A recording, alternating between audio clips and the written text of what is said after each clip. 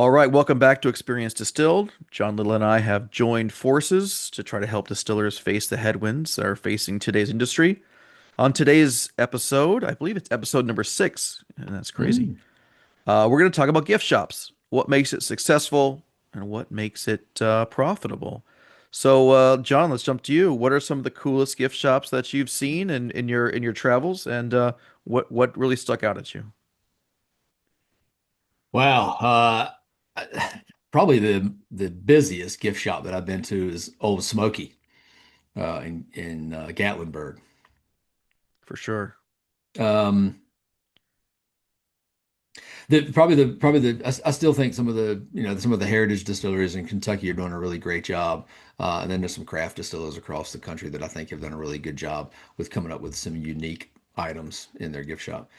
First and foremost, what makes a gift shop, or as the heritage distillers might call it, a visitor center? How is that what makes it successful? Ultimately, I assume it's foot traffic for everybody, and what's your close rate kind of thing. What's your spend per person that comes in the door? So ultimately, you're going to be judged on those two things, I think. What's your total revenue? What's your foot traffic? How much are you closing per person? The things that I think help do that are really, can you get people in the door? Number one, are you in a tourist town, or are you in an urban area, or are you in an area where people are going to come and visit solely for the distillery? I guess you could argue that, like, Smooth Ambler, for instance, was in a little small touristy town. It's not exactly in the middle of a populated area. So we certainly rely on the area to get visitors that are there for other reasons that are also coming to the distillery. But one of the things I think that you can do, or a couple of things that I think you can do, are maybe the most important, are regularly scheduled limited releases of something, whether that is merchandise, bottles, if you're running a bar, having some sort of new cocktail, something that keeps you new and fresh all the time. That's what I think about most of the time. What are you thinking about? Yeah, I mean, you and I, we've probably been to hundreds of gift shops in our travels along the years. One of the coolest gift shops I've ever been to was St. Augustine up in St. Augustine, Florida. I've never been Th- there.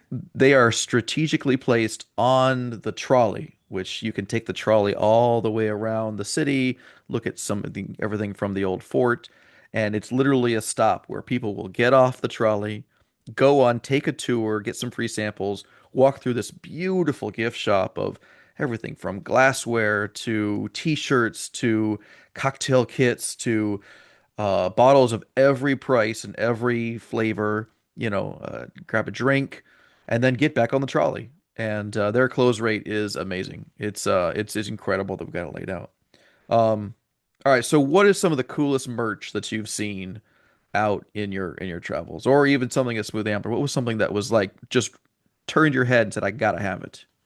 I don't think anything has been so unique that I'm like, oh, I've never seen this anywhere, right? And anywhere else, other than a bottle release. But in terms of the actual merch, what I want something that people love. I'd much rather make people come in, make money off of bottle sales, and make a little bit of money off of maybe maybe some other sort of merch. But as it relates to apparel, I want something that somebody is going to wear all the time. I want walking billboards for your brand, right? Yes. And so we were always less concerned about making money off of the apparel. I mean, certainly we want to make money, but less concerned about making money off of the apparel as we were. But we wanted people to wear those things all of the time and for other people to talk about it. So what we wanted to do was to buy things that we liked ourselves, and I think that should be a driving factor, right? It's just, whether that's a bottle, whether it's something that you're going to drink yourself. Do you love this product?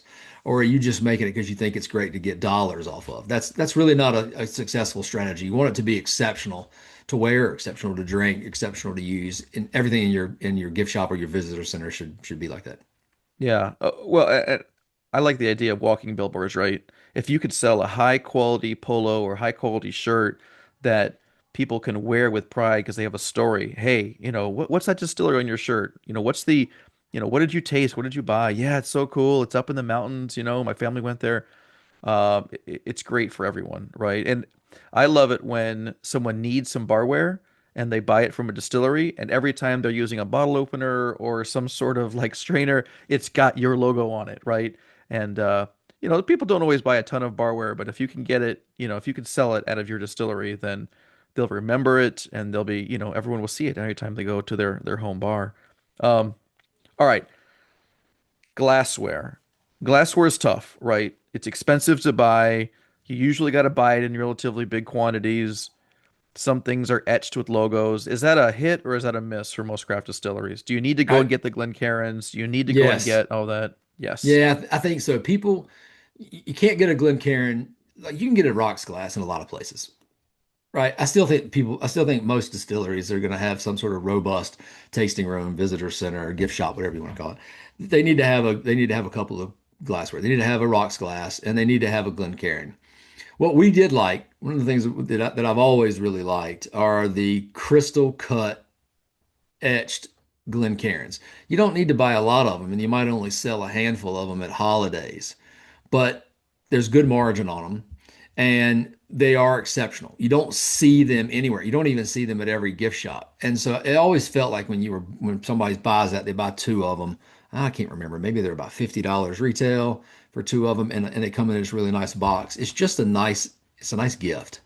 I said that Yeah. you have to have at least those two. You can also have some, some silicone glassware or some silicone, what I guess barware would be the right name for it, but some silicone cups or some sort of stainless cups that you can take, things that you might take drinking somewhere that you wouldn't take glass, the beach, to a pool. You need something that you can take that's a little more durable, not gonna fall and break and hurt anybody. So I think those things are nice to have, certainly as it relates to summertime outings.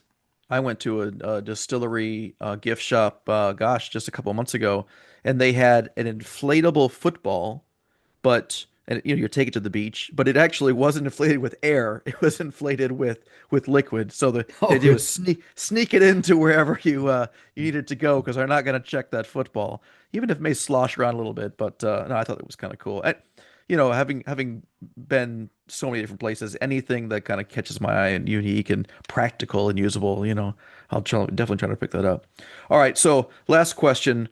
What is the biggest thing that people not do? Like, what is the one thing that distillers should avoid when putting and stocking their gift shop with merch? Well, that's hard because I think that's a hard thing to say because you never really know what each individual demographic is looking for.